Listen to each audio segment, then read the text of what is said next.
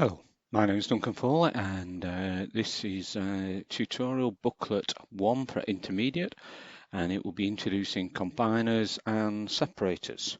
We will be using FlexSim 2020. So let's scroll through. So we're going to have two sources, and it's very important when using combiners we understand the concept of the combiner and the first source that's going into it. You can just might see on the screen that the top source is a palette. The first object that is connected to a combiner is always the object that everything is connected or combined with. So a pallet will have boxes put on it, a car chassis would have an engine and bits put on it. So you've got to make sure the first input port of a combiner is that main object, pallet or chassis or something like that.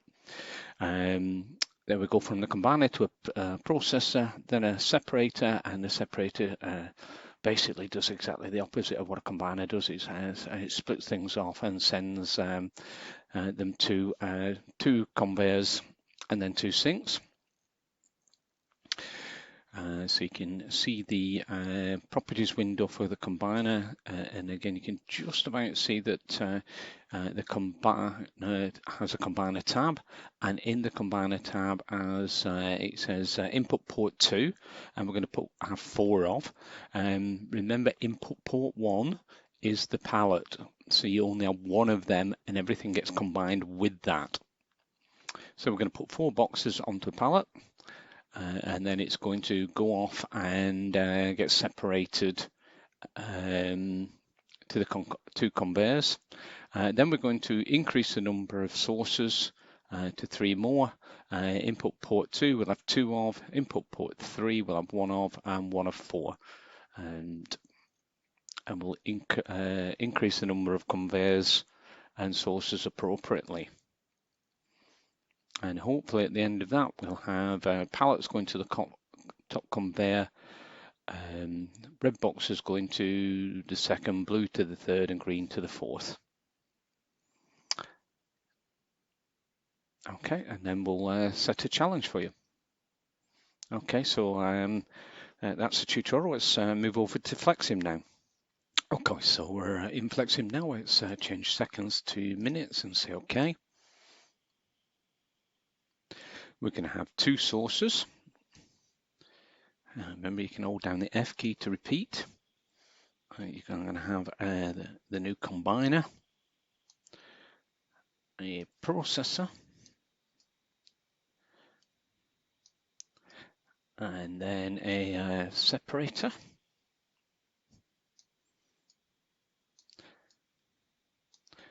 Then 2 straight conveyors. Hold down the F key again. As we know, we're going to put 2 more in later on, so I've just put them up a little high there. And then 2 sinks.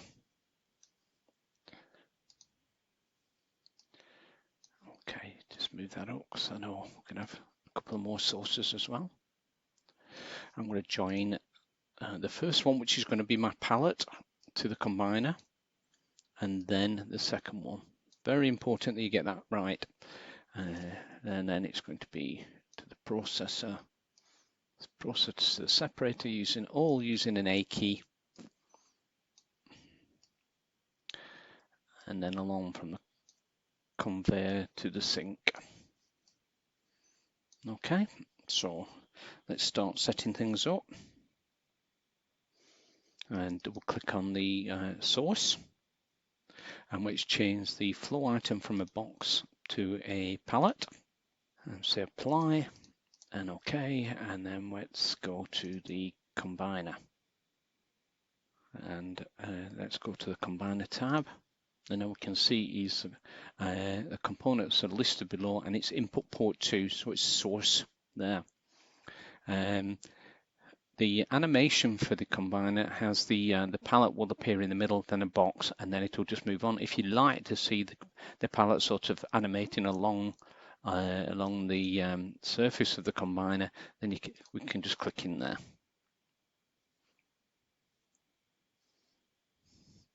Let's change the quantity to 4. So we're going to put 4 boxes from source 2 on top of a pallet. And apply and OK. Let's reset and run. Speed it up a little bit. There we go. And they do go along here. I'm just going to reduce the speed of the conveyors because they tend to be very fast. I'm going to reduce them right down to 1 and apply and say OK. You should find if you click on the bottom icon along here to move to the second conveyor, then that speed has also gone across to there. So let's apply an OK.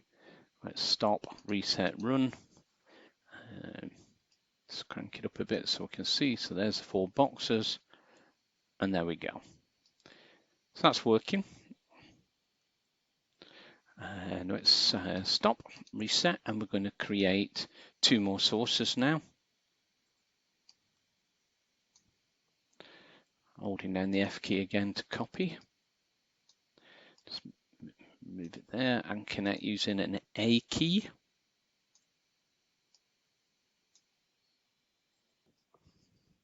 Okay, what we're going to do now is just go back to source 1. I'm going to rename this palette. Then really this should be source 2. Sorry, source 1. And source 3 should be that. And apply. So, okay, I think what have I done wrong there? Okay, so I've got palette, source 1, source 2, source, that should be source 3, and apply it and say OK. So it's just coming up with error message saying I wasn't pressing return. So hopefully if I just reset, run that, no crashes. So that's working. So I've obviously got the names sorted. Right. On this one, I'm going to give this object a label, and I'm also going to give it a color. So when this source 1, it creates an object on creation, I want to give it a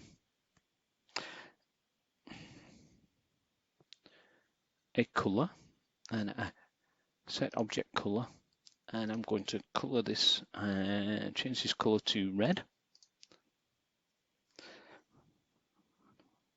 and then click on there again. I'm going to give this a flow item label. It's going to be called type, and it's going to have a value of 2. Because this is the second object, the flow item type palette 1 is going to be flow item type 1, and there we go. Okay, so let's go down to source 2 on creation. Let's set the color, and let's change it to blue, and then set the label, and let's give that a value of 3. Oh.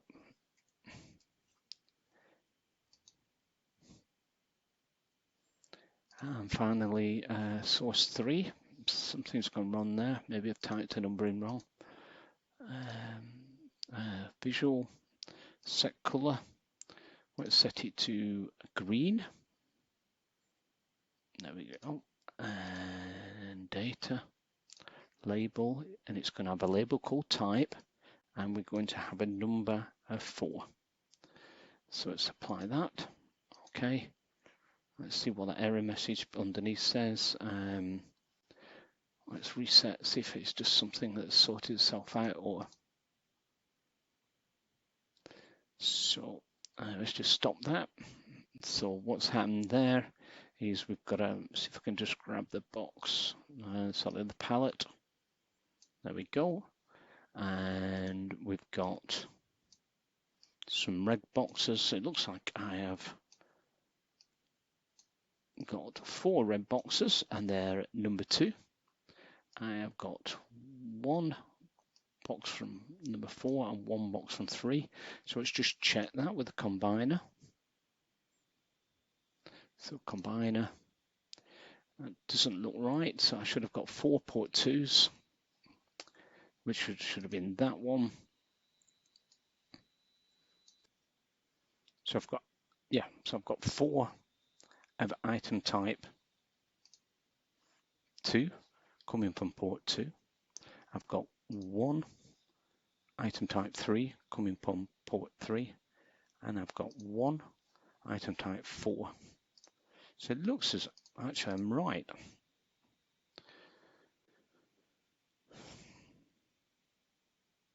Yeah. Okay. So let's move along. Let's create 2 more conveyors.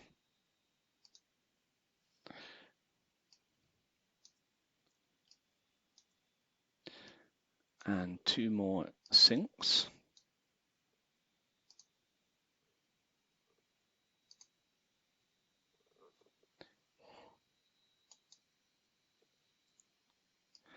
Join those up. I'll just check that the values are the same. Yeah.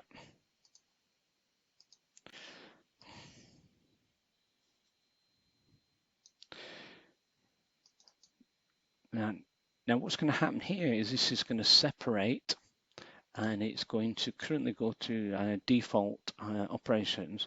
So we can change this to by expression. So it'll take the value of the item type, and if it's item type 1, it'll go to port 1, item type 2 to port 2, etc. The only little thing with this, at this moment in time, the palette hasn't got an item type, so it will probably work, but it'll almost definitely come up with a message at the bottom. So let's run the model. So it goes along.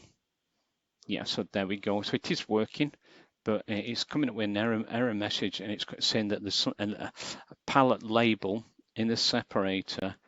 It's an issue there.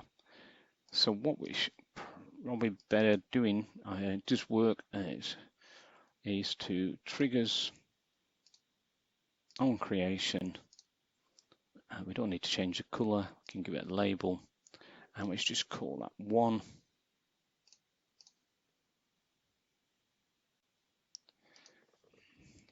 Reset run again.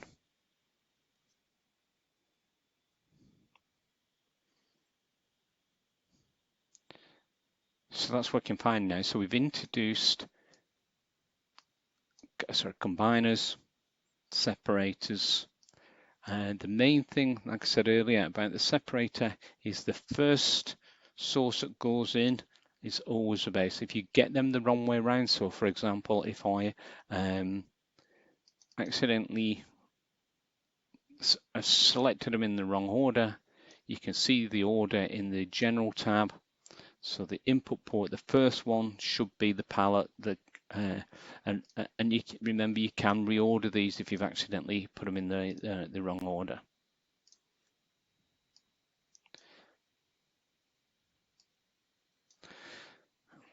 The tutorial asks you to carry on and change the sinks to racks, use transporters, make the transporters follow nodes, and change the order of which the flow items go to. So let's have a look at that. So let's change the sinks.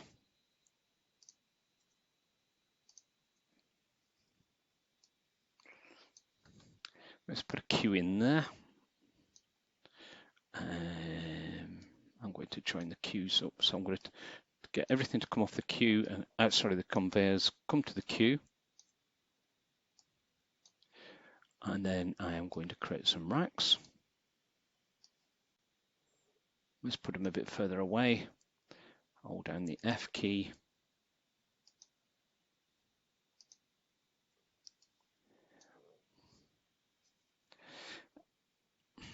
And join them up using an A key.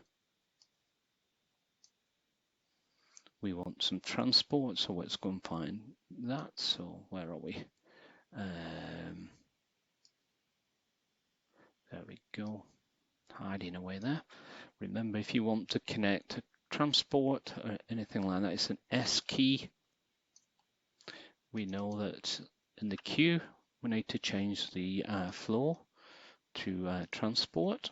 I'll click apply. Let's reset. At the moment, it will probably all go to the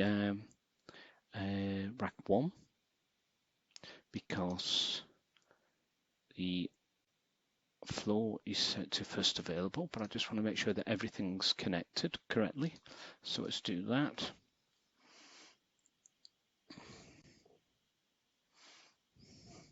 Here they come. So actually, it would have gone to first available. So everything's working reasonably okay. And now what we need to do is, it says it wants to go through as make transport follow node paths. So let's reset. Just move him out of the way a little bit. And let's go and get some nodes. So node 1 there. Hold down the F key, put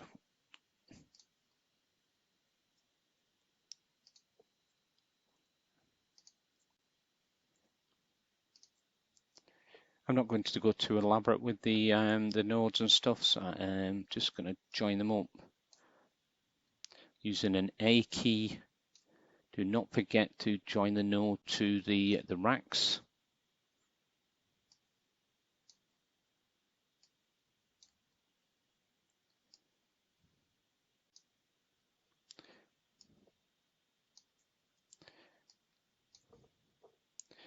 And you can see by the green arrows that these are multi-directional.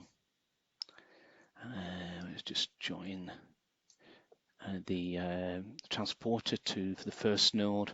Let's reset and run, just check that it's going along the paths and stuff. Because these straight lines are a little bit hard. Well, actually, I'm going to slow the transporter down. Yeah, it's going quite fast. Reset, run. So it's just going ridiculously fast. Just see if I can slow it down. Actually, I'll just slow the transporter down a little bit more. Go down to 10.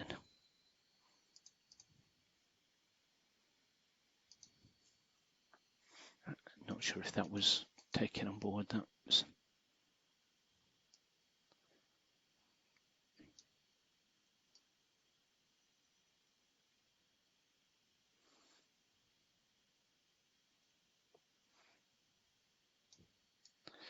So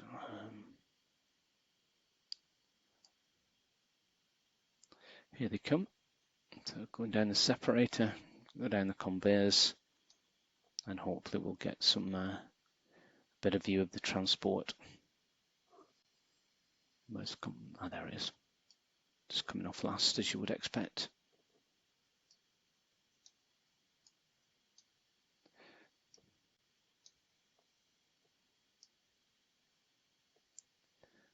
So here we go. Whatever.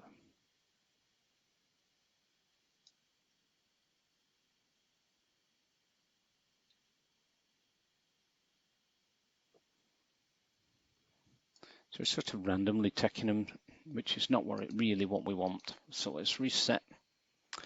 And what we need to do is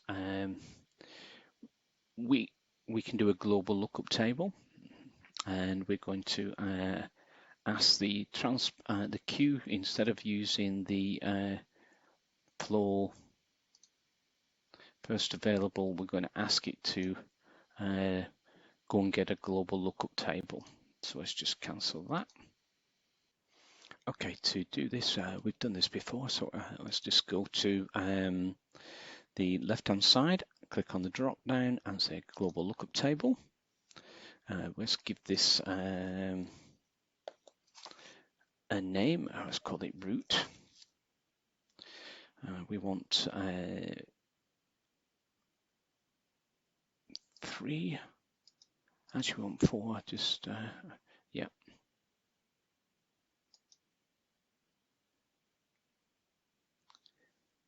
And well, item type 1 to go to the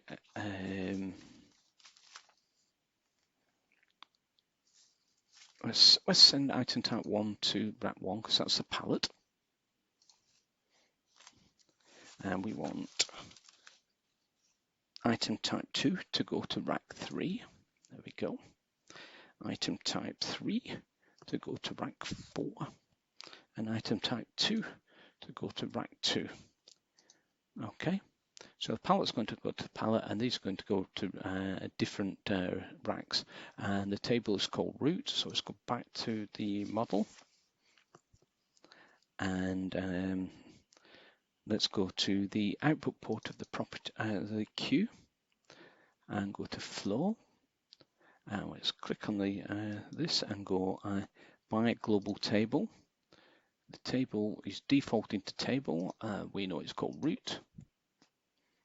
And we're going to take the item type, and we're going to look at the column 1, which is, let's see if we can, there we go. So it's going to take the item type and relate the directions to the column 1. So just apply it and say OK. Go back here. Reset run. We can speed this up a little bit because I want to just check everything's working in the racks, make sure we've got everything in the right place. So let's get something. Are they coming? Here we go. Here we go. And there we go. Let's just stop that. So what we said is this is rack 1, and that object is item type 1, which is correct. We wanted going to rack 2. We wanted item type 4, which is correct. Let's just move this little chappy out of the road. To rack 3, we wanted item type 4. Oh, sorry. To rack. Let's just check that. Have I done that right? That's rack 4, and that should be item type 3, and that should be item type 2. Should be going to, that's right, yeah. So flow item 1 should go to 1. Flow item 2 should go to 3. Flow item 3 should go to 4. And flow item 4 should go to 2. So there we go. This and the use of labels and item type numbers is really useful. By the way, I know that this idea of doing a global lookup table to send them to different routes, we could literally have just solved this problem by just leave them alone and just gone to the output port and reordered them. So we could have had item type 1 would have been going to output port 1. Item type 2, this one, will be going to output port 3. Item type 3 will be going to, so let's just push that right down. There you go. So that would have done the same thing as looking at just reordering the output ports, but they wouldn't have allowed us to demonstrate the global lookup table. So there you go.